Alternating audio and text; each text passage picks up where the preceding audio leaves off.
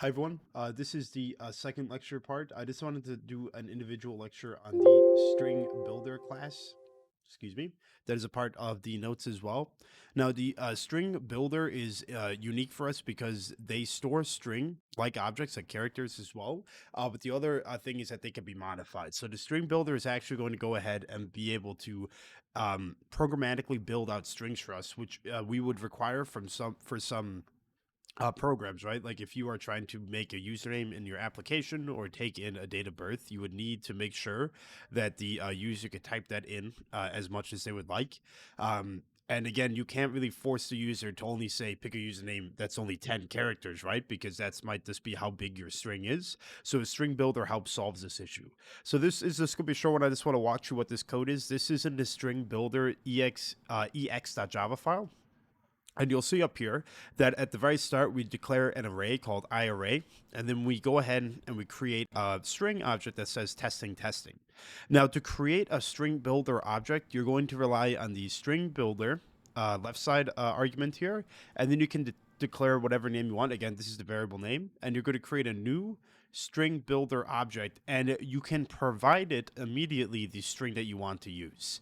And you'll see here that the SB1, when we print it out, if I go ahead and hit play here, this SB1 is testing testing, and we can rely on string builder objects as well. So or excuse me, methods as well. So we can get a bit more involved with this. If I put in SB1, we could say capacity returns the current capacity. The capacity is the number of characters that can be stored, including already written characters beyond which an allocation will occur. So if I go ahead and try to run this guy, let's go ahead and see our capacity here. We see we have 32 here, and essentially that is how much more. Let's go ahead and try to print out the length here as well of this SB1. You can see here I get an integer return for this one, and we see we have 16. So essentially what happens here, and this is something that you'll find when you go down the when you get more involved with programming in Java 300, CSC 300. Let's go ahead and try to test one more thing here. Um, I believe this should make our string object 32. You'll see here that the capacity, when I increase my string length, I get an increase of around 1 point. I believe it's you times the length by 1.1 essentially to get the capacity. And what this means is this is you'll see in 300. There's actually an algorithmic reasoning for this, and it has to do with multiplication increasing the amount of space that we can get. You'll learn about that in amortized analysis in CSC 300. But essentially, what's going on is our capacity will always be increasing as the size of our string increases. Now, why is this required? Is because strings in Java aren't mutable and they're like arrays and they take up a lot of space. And if you see someone that's trying to build up a string in Java using a regular string method instead of a string builder, you should let them know that they're doing it the wrong way, right? So the string builder is going to be what we rely on to go ahead and build out strings.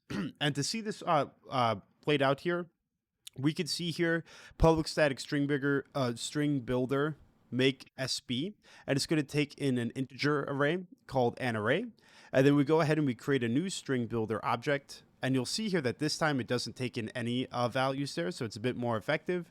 And then we have our for loop that says for int of I is equal to 0, I is less than an array dot length I plus plus, and then the SB dot append, and then we have this one append the objects there.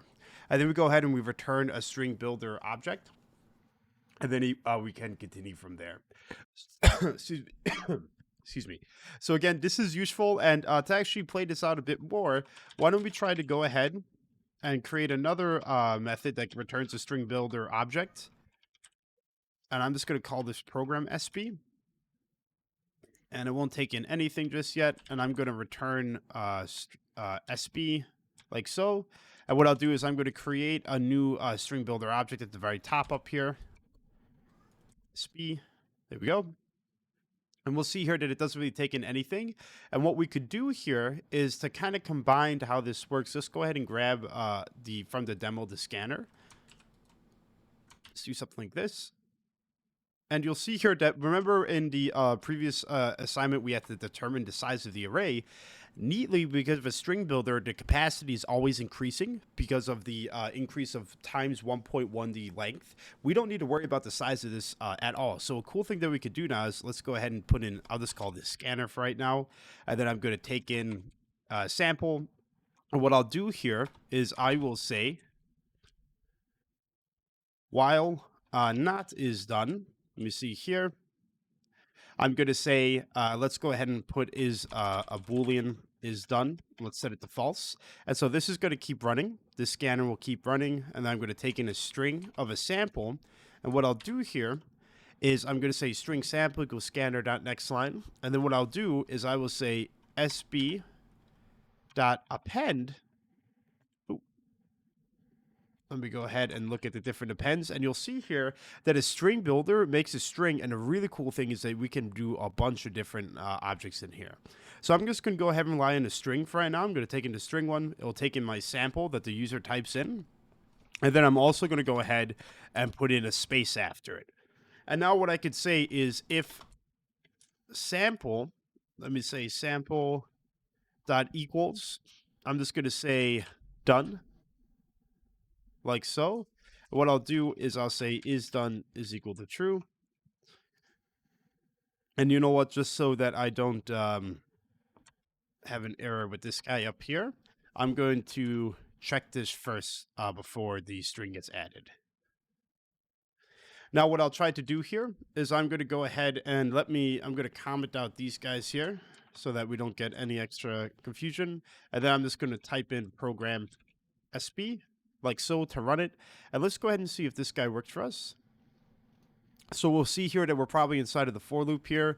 I'm going to type out test, hello world, exclamation point, and then I'll type done. And we'll see here, oops, I forgot to print out the value there. So what I'm going to do, there's actually two ways I want to show off how you can do this. So you could say string builder SB is equal to the returned value of program SB, which is a string builder itself. And we can print out this SB. Or what you could do is also just print out the return value of this program SB. So either one of these ways is fine. For clarity purposes, I'll do it this way, just so that it's a bit more easier to see. So let's try to do this one more time. I'll say test, hello world, and I'll say done. And now we could see here that I have test, hello world, and done gets added in. That's fine for our purposes right now. It's going to add into sample anyway. If I put an else in there, we might be able to get rid of the done, but it's not a huge deal.